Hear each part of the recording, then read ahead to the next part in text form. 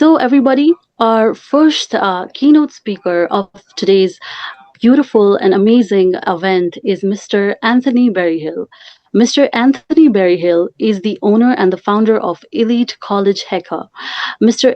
Anthony is joining us today. And Mr. Anthony, we are very, very privileged to have you with us today. And we would love to hear from you as you are the keynote speaker of our today's event.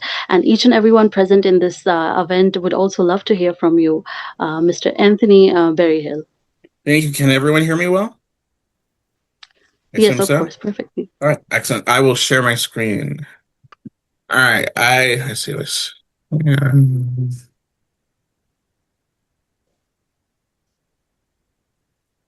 Can everyone see?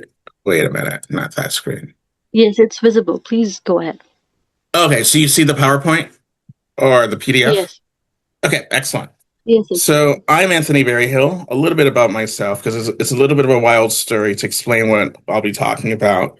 But the goal of this talk is to give you a little bit of an insight of what we do here at Elite College Hacker as not just a college admissions coaching company, but as a company that's trying to revamp the way that we treat people in general in our various institutions, be it in the schools, trying to get in, once you're in college, and also what happens in the workplace. To ground that a little bit about my story, is a wild story.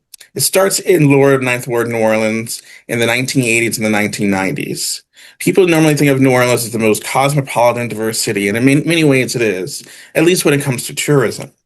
However, before Katrina, it wasn't such an easy thing.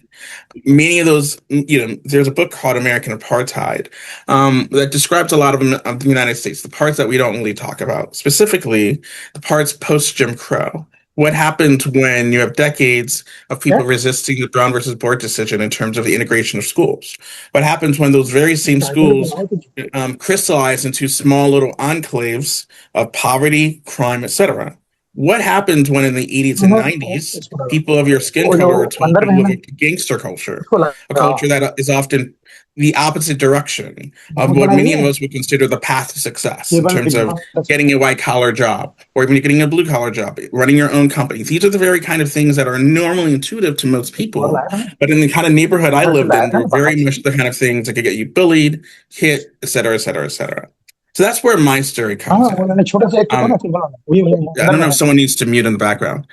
So that's where my story comes in. Because I was very much born in one of those neighborhoods. And I'll be blunt, as an African-American Black male, you had normally two choices: music, entertainment, or being a statistic. So how did I get out of that? Well, I very much taught myself. So I was that super hyper nerd. I learned how to read by playing old Nintendo video games in the 1980s. You did more reading then than probably most students do now in a world of AI.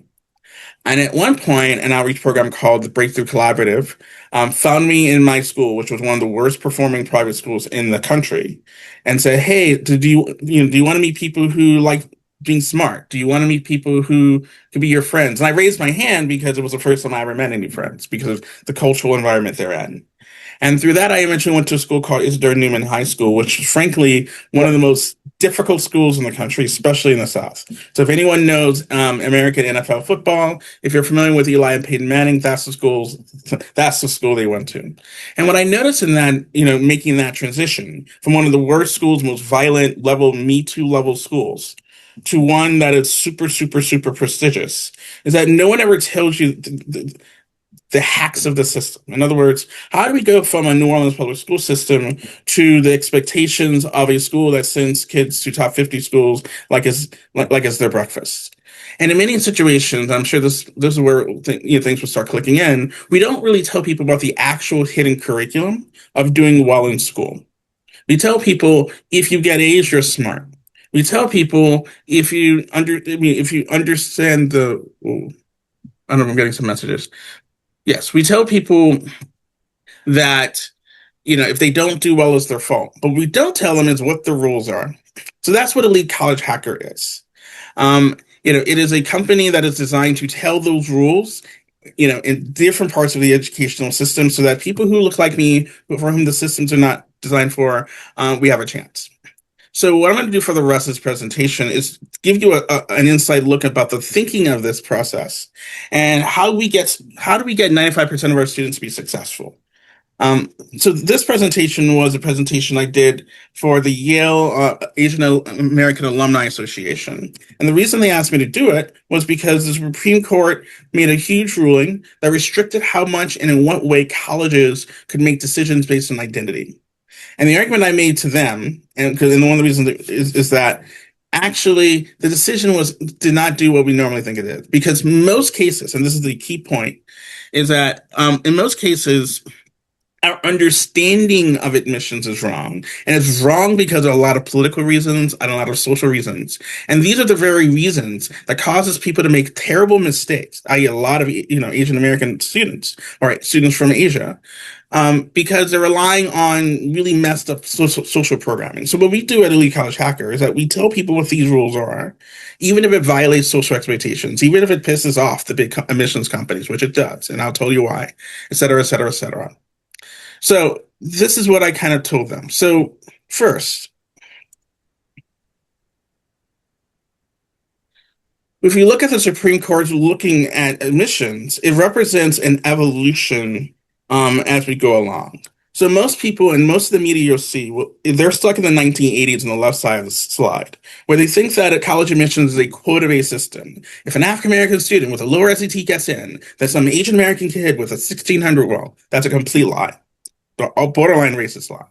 That's how it may have used to be in the 1980s, when the Supreme Court ruled that you can't have a fixed quota. In other words, you can't have a fixed way of helping someone get into school, like 20 points if you're poor, or 30 points if you're black, etc.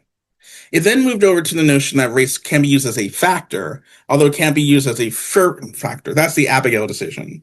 And then around the 1990s, admissions was more about preferences based on different identities, and at which point the court ruled you can't do that either. And then finally, the most recent case is arguing the end of race as a group-based privilege. So people think, oh, suddenly we have a meritorious system. Well, no. The Supreme Court's ruling was a political red herring. It was 90% of the field. If you look at TikTok, if you even look at the big companies like Forum, what have you, is that everyone's thinking that admissions is this objective process that's easy to predict, and that the Supreme Court, when they made their ruling, changed everything. They changed almost nothing. Because colleges, selective colleges already saw the decision coming. As the Supreme Court was restricting affirmative action or college admissions more and more and more and more and more, colleges, especially the top 10, they were already creating risk plans in order to set up their system so that the courts couldn't tell them who they could accept. And that is what is called holistic admissions. So hack number one of understanding this process is that college admissions is not about some kind of eugenic kind of logic about whoever is the smartest, that has the best family, and all this other stuff people normally think about admissions gets in. It's actually more like a party where these schools, which want people who are the best thinkers, the most contrarian, interesting people, they're inviting people for that political party to have nerdy conversations together, to do research and to do projects that are based on academic things. That is a different model than what the top 10 college admissions coaches are saying. And why is it? Because most parents who pay the $50,000, $100,000, they're stuck in the 1980s and 1990s mindset where the SAT is considered a measure of intelligence, which is not. But what the Supreme Court did do was make college admissions infinitely harder for Asian students. First, now objective measures like GPA and test scores and rank are massively disqualified. They are now requirements to have top scores. They're not qualification metrics. Also, colleges, one of the things that happened is that colleges have developed higher standards for extracurriculars. So most companies that try to scam you are going to tell you online, do your passion projects. If you ever hear anyone use that phrase, you should consider them a quack, because that's no longer the game either. It's much more about being able to prove that you can do high-level academic work. You yourself, not paying for a tutor, not paying for a research company, not paying for an internship to do research. That you yourself have the academic competencies and abilities in order to execute multiple projects and things that actually have value to other people. That is not a passion project. We just call that project. So all this stuff we see, the billions of dollars that are being made, it causes most applicants to sabotage their applications because they're following bad advice that aligns with social programming and expectations. In other words, this is the stuff that moms and dads normally think they're helping their kids doing by thinking back to the 1995s and making their kids become, student government presidents and sign up for 14 clubs. When the very same schools they're trying to get into, they go online and say, please don't do that. That scares us. We will not take your child, but yet it still happens. So one of the reasons I do the work I do as a college admissions coach is to try to jump in and intervene in that process. So how do we intervene? And I think I have another 15 minutes. My hack is I tell people, think like a debate coach. So part of my life, my double life for the last 25 years or so, has been being one of those coaches to teach kids how to win national championships in debate of Lincoln Douglas, extemporaneous speech, etc. What does a debate coach do? Well, what a debate coach does is that I have to prepare a student against an invisible panel of potentially 10 to 15 people who may be their judges who come from different backgrounds. So we have to teach people to come up with a position or the ideas that they believe in that makes sense to most people, not what we think people want to hear. This is an important distinction. So very often, parents of high-level students from China that I work with, or from India, or from Dubai, they will inadvertently destroy their kids' application because they will tell their kids, oh, this is Harvard or this is Yale. You need to act a certain way. You need to have a certain tone. And my job is often to tell them to stop talking and let me work with the child, because that's not exactly how it works when we're trying to persuade people. That when we are doing college admissions, we are not trying to prove we're qualified. We're not trying to prove we're the best of the best. All that nonsense language. What we're trying to do is teach people how to use the tools of influence and persuasion and professional development to get them a 30% chance at Stanford versus the 2 to 3% that most people who just follow the normal rules do. The way we teach this is by teaching people that admissions is a game. One of the quotes that I appreciate from my students, first I was a debate coach. But eventually, 10 years in, my debate student said, please, we're going to forge and make a college admissions company. In fact, one went so far as I said, hey, hang out with me in Las Vegas. Multi-million-dollar surgeon. After 6 drinks of wine at happy hour, where he telling me, he said, you're making a college admissions debate company, please or else. And now I get what he said. Because when we think about college admissions, it's no different than any kind of other selective process, which is that we're trying, the goal here is to understand the rules of how decisions are made from the stakeholder's perspective. That means the admissions officer's perspective, not your high school friends, not people who who went into the schools, not your parents, and certainly not your college counselors who often have no idea how these people make these decisions, because we don't think of them as rules. One of the lines from one of my former students who got into Yale and is now at Oxford, who I'll be seeing actually in a few weeks when I get an award there for education. What he said to me was, well, what you taught me as my coach, is that life, debate, and college itself is a game which has its own rules, systems of power, and agendas. So that's why I have the picture on the right, a line that I've said to students, which is, whose game do you think you're playing? That one of the key things to doing well at admissions, to being successful at almost anything that's important, especially the more up you go in terms of prestige, scalability, and eliteness, is recognizing that many times we follow rules because people tell us to do them. And the way this shows up is in essays. Students will say things like, I'm going outside of my comfort zone, or I want hands-on experience, which are hellish phrases to use in a college admissions application, because as a student who's not getting into any level of depth of thinking, they're simply trying to play the game that people tell them they should play, which is look like the ideal college applicant that you can brag to your family. Instead, the method I use is that we do a 5-step process that echoes kind of what a PMP would do. In terms of, first, we figure out the assessment. Where are we on the scale? The students I work with can be, yes, there are some 4.0 students, but most of the time these are students who are 3.2s or 3.4s, which in the American system is pretty terrible. So we try to figure out, where are you? This is where parents make me sometimes snicker when I tell a student, hey, give me your transcript. And the students say, are you serious? Like, yes, I need to see what the trends are so we know where we are. And also in terms of looking at these they're doing. We then scope out what that list of schools looks like, thinking in a very utilitarian fashion. There is no such thing as applying to nothing but the Ivies with us, that you have to have a balance to do well. Then one of the things we do is that we build someone's skills. We make them an ideal level student. So this is very much like an Oxford tutorial, where you're not just talking about how many classes the kids are doing, We talk about their personality. We talk about what they're thinking, not just about themselves, but about the world and about the subjects they're studying. This feels like a cross examination because it is. But by having that level of depth, we're able to find things in the student that the parents may not know, but that colleges need to hear, particularly questions about sexuality and when are questions about identity and gender, et cetera, et cetera, et cetera. We then develop this story and through nonstop edits, train the student to how to write while at a college level, which is very different from what high schools do. Because high schools teach students to write fluffy literature essays, where in college that gets you, and as I know because I grade papers at Harvard, that gets you a D, a C, or an F because those are two different models. And then we teach them how to frame or advocate for themselves. That this is very much a teach you how to fish model. That one of the best metrics I have is that I have a 0% repeat customer rate because every student that comes through who finishes the program, they are able to get themselves into the law schools or business schools because they keep doing this very same things that got them in that I taught them to do in terms of building their resume, learning how to write, and learning how to advocate for themselves.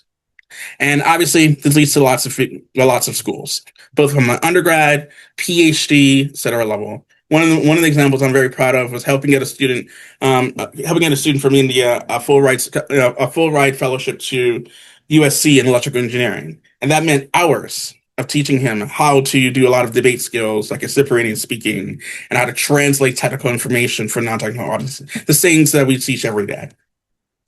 So what are areas that students can succeed? And I'll go through this relatively quickly. I'm assuming I have at least 10 minutes.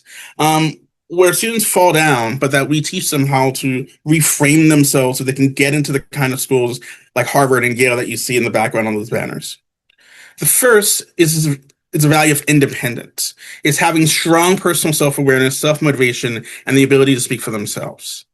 One of the problems that students, particularly students and international students have is that they're trying to, and their parents, they're trying to apply to college as if there is a universal person, like as if they're running for president of the United States. And what this will look like is that they will say things like, I can't talk about video games, it's so immature. And then I have to be the coach to say, stop being an idiot. There are schools that have full ride scholarships like UT Austin for people who are professional gamers. So this is the listening to the audience problem. That in admissions is like a game show called The Price is Right, which I know it's in other countries, where most people, when they're trying to make a decision that's really hard, like how do I get into college, how to write the essay, they quote unquote turn to the audience. They turn to their families or their parents, tell them what they think. They turn to their friends. Way this will look like is that I will work with a student and they'll pay $10,000 to go through this hellish process of writing a great essay. And then the night before, they will send that essay to all their random friends, and I will get a panicked email. That is a stupid thing to do. But you should, so one of the things to understand about independence is that you have to make your own argument and you have to, your own point of view that you work through yourself, independent of other people's opinions. In other words, it's important to get feedback, but you cannot rely or look for validation when you're trying to apply to an elite institution. That's super important. So people, for example, when I coach people on how to interview, they will often be very uncomfortable, nervous because they'll listen to everyone else who tells them you have to be on your best behavior, when in fact, these schools just want to know your personalities. They want to know what do you look like when your parents are away? In some cases, students get rejected because their parents are helicopter parents or tiger parents, and they annoy the admissions committee, and they show that in their own conduct, in their engagement with that student, that if I accept this student, I accept this toxic parenting behavior. So independence is shockingly important, but it's almost never talked about. Authenticity is the second thing. And this is not just about getting to college. This is about doing well once you're there. One of the reasons we have a 100% college persistent rate is because we don't just teach people how to build the competencies of writing and framing and those things in the admissions process, but we try to make them the kind of students that would actually make a professor's life better. So authenticity, what is the second value? And this is one where most of the people who are paying $100,000 are getting screwed because they're told to follow a templated model that means some kind of standard that of the ideal student. And that's inauthentic. An authentic person represents their true self, especially when violating social expectations and norms. This is kind of where hacking gets in, because if you're trying, in my situation as a student, I was very much a student with no resources in a family that did not support going to college, and that was upset that I didn't do rap, sports, what have you. But the hack there is to not follow expectations. It's to instead do what you want to do yourself. So in my case, I applied to 6 essay contests and got into 4. I was a debater. I was a computer programmer before anyone thought it was cool, hot, or etc. So that automatically was standing out because of the pressure around me.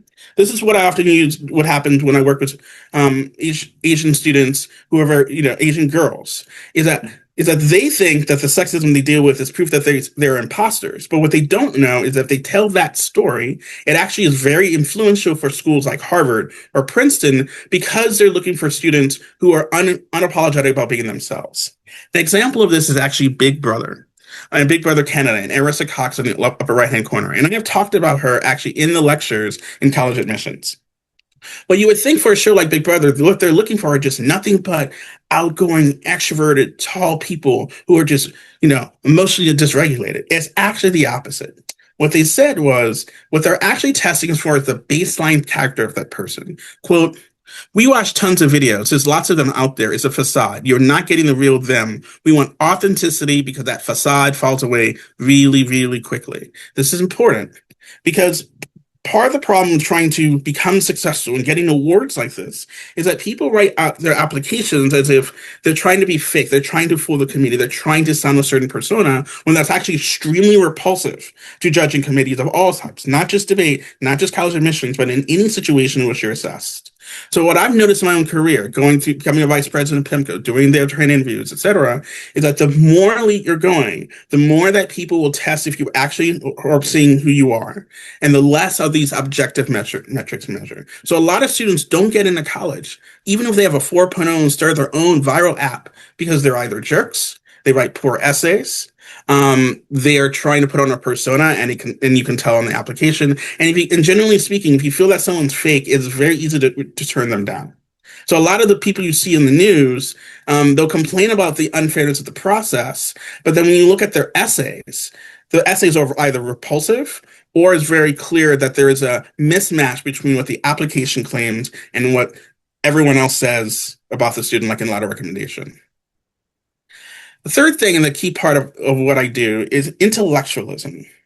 So Stanford has a criterion for admissions called intellectual vitality. And I give lectures on this. What it means is, are you the person who's learning because you want to learn and you're genuinely curious? Or are you the person doing it because your parents need you to do it? Or are you doing it because you're just trying to be competitive and you want to be validated as a top kid in your neighborhood?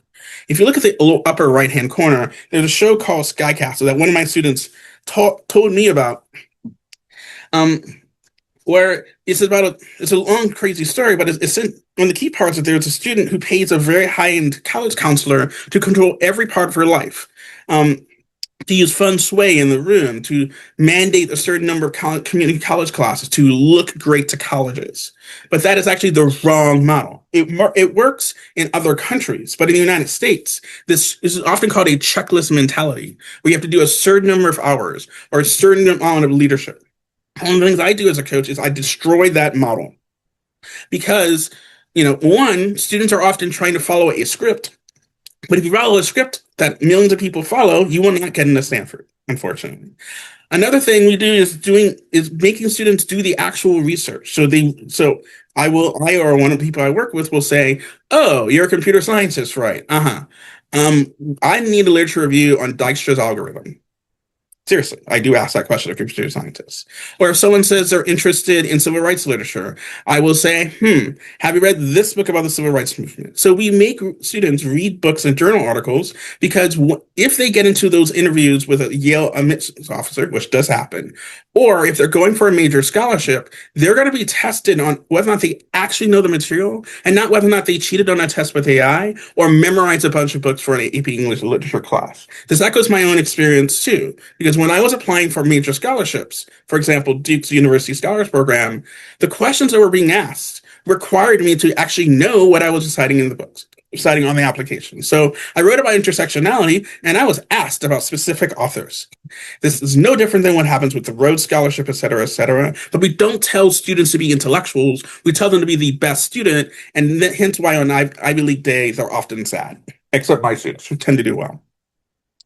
And the final thing is being distinctive. And then I'll close out here, which is one of the biggest problems with admissions, as with most of life, is that we teach students to be people, we teach people to be undiscernible, meaning impossible to see from others because people want to follow certain norms that are considered very popular. And this is a fundamental part of my own life too, which is that if you have no status and no resources, how do you escape places like the ghetto? You do it by having a very clear vision in articulating that vision and not following kind of mob mentality. Where this shows up is often in the essays themselves, because students will want to follow themes that their parents tell them they should say, but that they have no idea understanding of, that they clearly have not are not experts on. For example, the number of essays I read last year on AI is unfathomable. But you will see students talk about AI, but not know the difference between a general AI model and super intelligence, which is a fair. Other examples of themes that I've commonly seen hundreds of students per year doing, things like political polarization, Greta Thunberg, oh dear God, never let a person you care about ever write about Greta Thunberg in an essay.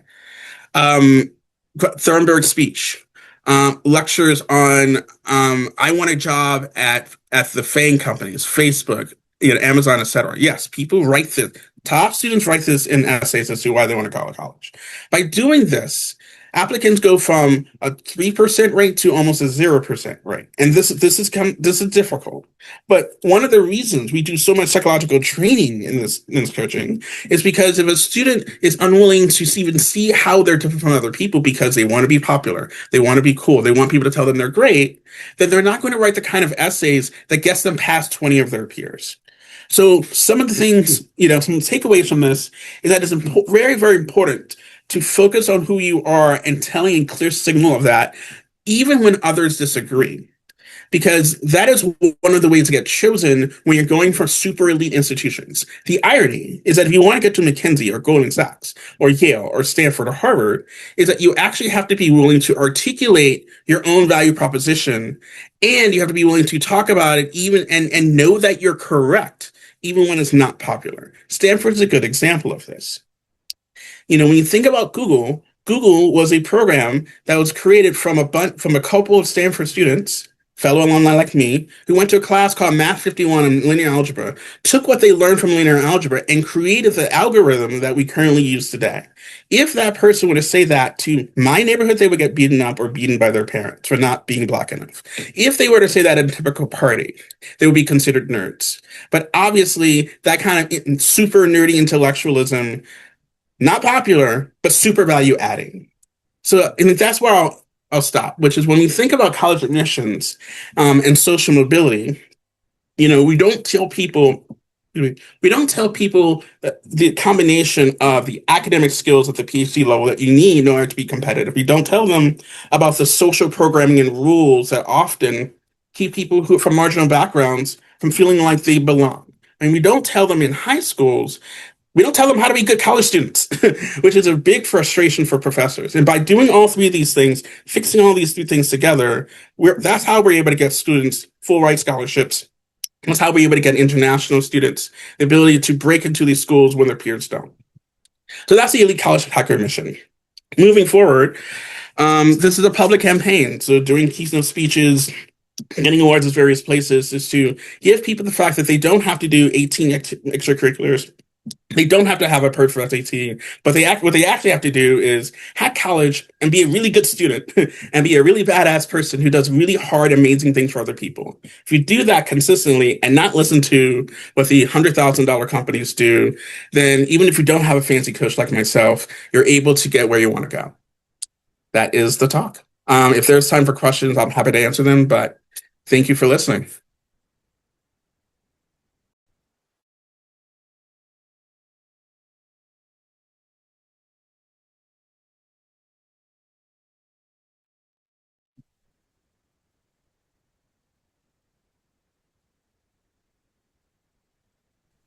Awesome. So if anyone has any kind of question, please go ahead, as Mr. Berryhill is willing right now to answer your questions. I believe this is a great opportunity for everyone.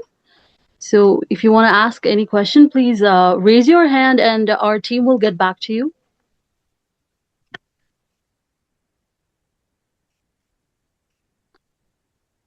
Okay. So Miss Olivia has raised her hand, so I would request our team to please unmute Miss Olivia so that she can ask her question. Hey, Anthony, can you hear me okay? I can, Olivia. Yes, Yes, and I we see can your hear you. comment too If in you want chat. to turn on your camera, it would be great. Perfect. There you are. Please go ahead. So hello there and good morning. Thank you for that presentation. And I like the fact that you're actually breaking barriers. I mean, you're saying let's not go with the traditional stuff. The traditional stuff doesn't work. But as an HR professional, I was thinking about how this would perfectly fit into the whole interview process when someone's trying to go for employment. Oh, I used to be HR. So I was a vice president at PIMCO, where they hired me in so many words, how to survive the Gen Zers. So one of my projects was an interview project because and there was a situation where a lot of people right out of college were failing their one-way interviews. And that's where a lot of this stuff, my academic work, debate stuff kicks in. Because you'll appreciate the story. They had written out a series of a series of interview questions that were actually completely inappropriate, like criminally so. And it's not their fault. Like, I'm not dissing them. It's just like, you know how it is in HR, right? We have our own blinders. So what I would see right out of college students getting questions like elimination questions like, when have you led without authority? And I said, wait a minute, that was a PhD chapter I wrote. We don't talk about that organizational behavior. So so it's two answers, right? For it's one is like, we have to investigate that process. See, is it accessible? Right. Should I expect someone to answer a question like that? And so I did an audit of it. Like, I actually rewrote half the questions, like we do in debate topic committees. So there's a component of like a clear example of a systemic failure. No one recognizes it's a failure, and you're blaming the student when you're not telling them, hey, this is what you need to know, and now we're going to test you on it. So that's where part of my job. That's why I can't get an HR job. But when you do this kind of hacking thing, you know how it is. You do this kind of hacking thing, you're actually destroying barriers.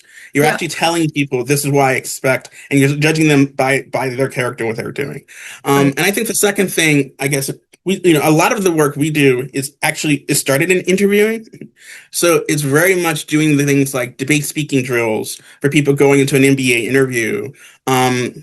Teaching them things like, hey, tell me about yourself properly and in a structured manner. So that's where a lot of the debate DNA comes in, is to give people structures for how to talk and how to explain things, as opposed to just telling them be confident and then they get slaughtered in an interview or a process. So thank you, Olivia, and feel free to reach out. I'm happy to talk more about this. Thank you. But I don't want to bore everyone, but I'm happy to talk more. Thank you. So I see another raised hand of Miss Jan Daudi. So can we quickly get to Miss Jan Daudi, who wants to ask something? But yes, I want to request our wonderful speakers to keep it short and sweet, because we want to listen to everyone. I mean, I do. So I'm sure all of you all want to hear everyone as well. So yeah, there you are. You're unmuted now. Go ahead and ask your question, please. Hi there, Anthony.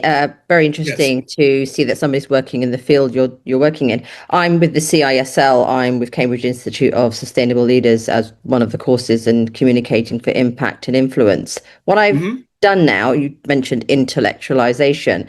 My own pursuits, in terms of my own, I guess, interest and passion, has been training advocacy as a communication skill that is, from psychology, we learn communications, Chinese, Arabic, English. That's a formal dialect. That's something that's to do with grammar. But advocacy is not something actually trained at birth, and it can be trained out of you, even if you are a great advocate at 5 years old. Shaming, being able to play small, being punished for speaking up for what you actually really feel. What are your cross-cultural observations in advocacy as a skill that needs to be trained? Ooh, wow. All right. I would say I empathize. I love that question because a lot of what you say describes my childhood, right? Like having it literally be a none of you if you are presenting yourself or advocating in a way that it's non-normative, right, or non-traditional. My perspective on this is like what I've noticed is that debate as a competitive activity has becoming cross-cultural and global. So very much so I'm actually, in the realm of seeing, places where people are starting whole circuits of debate in new places, particularly in Asia, as a way to teach advocacy, right? As an avenue to do that. Because in debate, you have to be allowed to speak, right? There's protected time. Whereas in other situations, you don't have that. So that's a precondition, which is why you see things like, I mean, World Schools debate is becoming a bigger thing across the globe. So that's one answer. I guess my second answer in terms of advocacy, um, I think I think your question speaks to the fact that culture has a huge part of it, right? So in more collectivist cultures, it is harder and harder to get someone to want to be an advocate, right? Because they feel like if they are advocating or being, how do I say this? Zealous in their own position, right? A scene is almost shameful or is almost putting the self above the group. So one of my thoughts on that I tell parents is to say, hey, if we're going to adopt this idea of cultural intelligence, like I as an American need to, if I go to India or to Japan or China, follow their customs, right? I frame it to families as the same idea, right? That if you're going to a school or institution that's hyper individualist, then you kind of have to get through that collectivist impulse to say we and not say versus I. So culture, so the cross-cultural perspective informs how I assess too, right? Is to say, if I think this person's operating on a certain cultural norm, I call it out, right? Saying, I understand, yes, there's a family orientation. We're going to talk about that, but I need you to focus on yourself. And like, how do you disagree your parents, right? How do you disagree with your own culture? Or how have the cultural norms you have informed the way you think about yourself? So those are conversations we have without the parents nearby. We have those very close conversations because that's how people learn how to form their own advocacy about who they are, right, or what they want, and so those are often places I have to navigate with the student, so that when they're talking to an admissions committee that's not particularly racially, culturally diverse, that story is actually legible to them. So an example of this is I've worked with a lot of students from China who talked about being, quote, third culture kids, right? Or being students who are between cultural spaces and don't feel like they belong. That comes from a lot of academic conversations about racial triangulation theory, the kind of stuff that you study in PhD programs, but that helps them kind of form a vocabulary about their culture and where they position themselves, etc. You're on mute. You're on mute. What you mentioned is in psychology narrative identity, the fact that Yes. you have framed stories, and even those stories might not be true, but you take them on board because so many people are telling you, I wasn't a visible Muslim woman in the UK, and I became a visible Muslim woman at 18. So I had a framing story of what it means to be perceived with this kind of dress code, and that it's a threat or it's somehow backwards. And I had to untrain myself from that narrative in order to embrace what I understood to be a correct orientation in life. So I think, you're speaking to advocacy as a collection of things that you need to do with somebody in order for them to be fully advocacy capable for themselves. But yes, thank you for your presentation today. Thank you.